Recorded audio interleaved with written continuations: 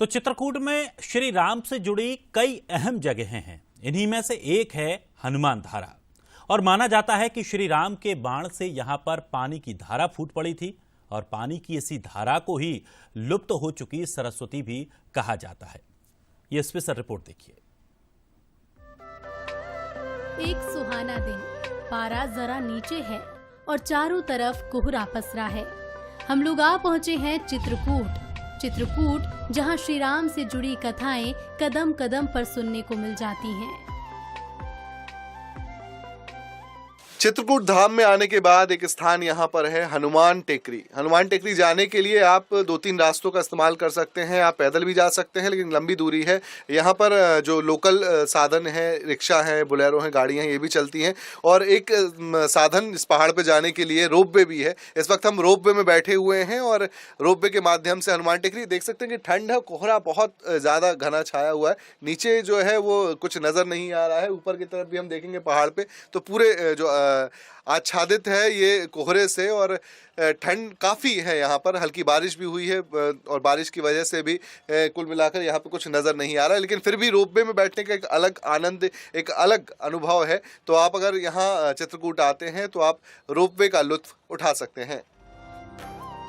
कहा जाता है कि इस धार्मिक शहर में श्री राम ने वनवास का सबसे ज्यादा वक्त बिताया था।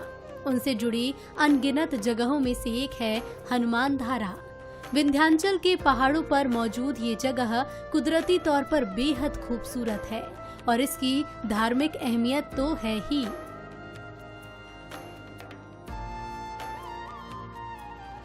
ये कहा जाता है कि बैकुंठ जाने से पहले श्री राम ने हनुमान से कहा कि वो उनसे कुछ मांगना चाहें तो मांग लें।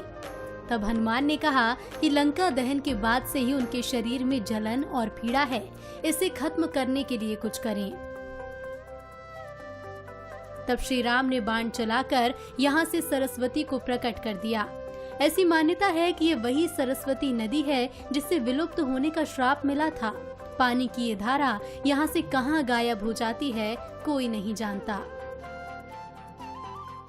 ये सरस्वती कहाँ से आती हैं, कुंड के बाद कहाँ समाप्त हो जाती है, इसका दर्शन यही मिलता है।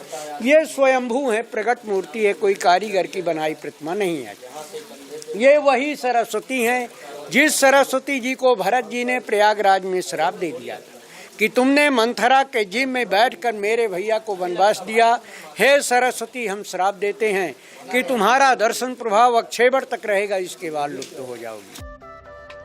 रोजाना सैकड़ों लोग हनुमान धारा आते हैं। इनमें कोई राम भक्त होता है तो कोई हनुमान भक्त। इस जगह से जुड़ी कहानियां दूर दूर के लोगों को यहाँ खींच लाती हैं। ये हनुमान टेकरी है। हनुमान टेकरी में कई दर्शनार्थी हैं जो दूर दूर से आए हैं एक साधु संत वेशभूषा में। बाबा जी कहाँ से? बलिया से। बलिया से हैं। कैसा रहा दर्शन का अनुभव? बढ़िया रहा। क्या देखने को मिला यहाँ? अब देखने को मिला प्राचीन स्थान है।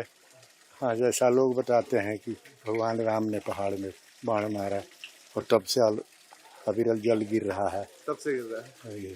बस हनुमान जी है, आध्यात्मिक स्थान है, शांति मिला, नासे रो घरे सब पीरा।